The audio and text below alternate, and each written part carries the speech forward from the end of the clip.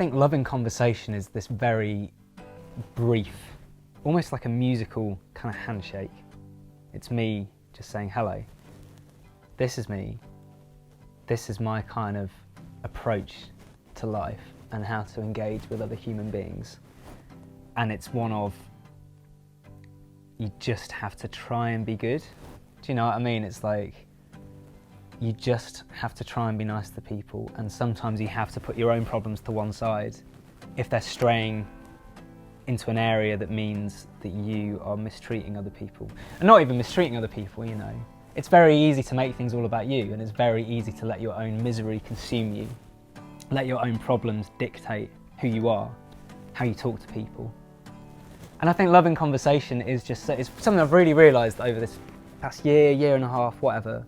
You know, there's nothing left at the end, you know, when all is said and done, and you've lived your life, you've had a job, you've made money, whatever. You might be remembered for those things, but it's much more likely you'll be remembered for the impression that you made on people while you were alive and while you were doing a bit of good in the world. And it's a really, really short and a really direct and to the point, just a little song, just saying that's how life is and you just have to get on with it. Light Me in Red was a song that I was a little bit nervous about putting out because I'd never written anything that was quite as direct and objective in its intention, you know. It came from this place of me feeling really sorry for myself. When the pandemic kind of first started and I had all this cool stuff that was going on, you know, I was going to go on tour for the best part of a year. I was at a real point in my life where things were going as well as they could, and then it all got kind of taken away from me really, and I was kind of left feeling quite miserable, quite low. And then I kind of got my head together and I sort of thought, I have a lot to be thankful for, you know. I am alive, I have food in my house, I have a house, full stop, do you know what I mean? Like, there are a lot of people out there in much worse positions than me. I think it's just this acknowledgement of what you have and noticing that in some way you are privileged, and you have to be aware of that, and you have to be aware that other people don't have what you have, you know. And I was really worried with this song. I didn't want it to come across as this real kind of false ally kind of song. Do you know what I mean? I didn't want it to be cringe. I didn't want it to be this kind of like, oh, don't worry, I understand, because I don't. That's the whole point. I don't understand what other people are going through.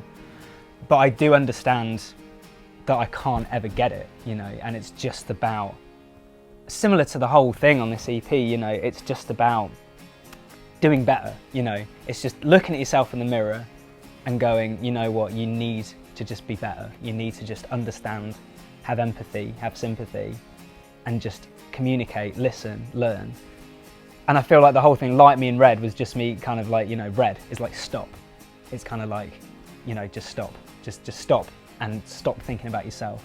Listen, learn, and just be better. So yeah, yesterday's clothes came together really quickly, and now that it's done, it sounds much more sad than it was ever supposed to. It's not really like a sad song, you know. It's more kind of reflective, I guess. And it came from this place of thinking about work-life balance and about how that can affect you and your life and your relationships. It's really interesting. I think we're all starting to clock onto the fact that we live in this super kind of work prioritised way of living, you know, where people will kind of work themselves to death and they'll like romanticise this idea of not sleeping properly, not eating properly, not having good relationships, not exercising, you know. You'll burn yourself out and you'll wear it as a badge of honour, and it's kind of become normalised. And this song was about my relationship to that and my experience of going through that. Yeah, and I just realised that I'd made these irreversible decisions in favour of my work over relationships, and you know,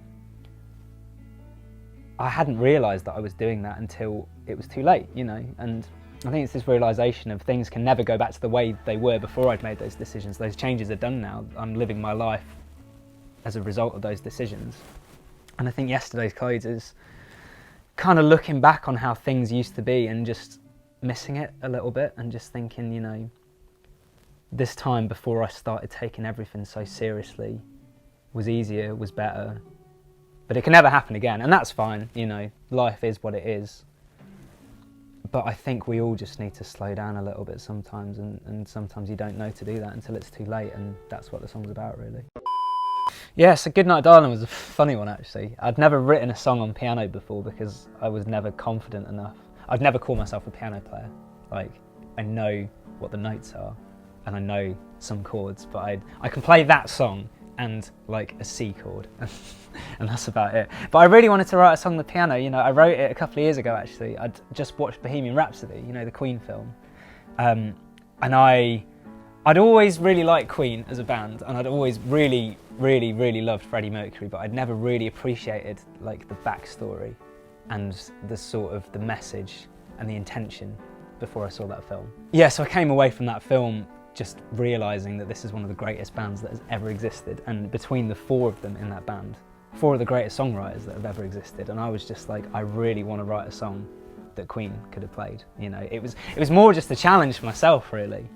You know, using kind of chords that I wouldn't usually use on another song and writing lyrics that I wouldn't usually sing. You know, the whole kind of theme of the song, I guess, is just letting go of someone, you know, but it's letting go of someone in a way where you're unashamedly, confidently separating yourself from them, you know.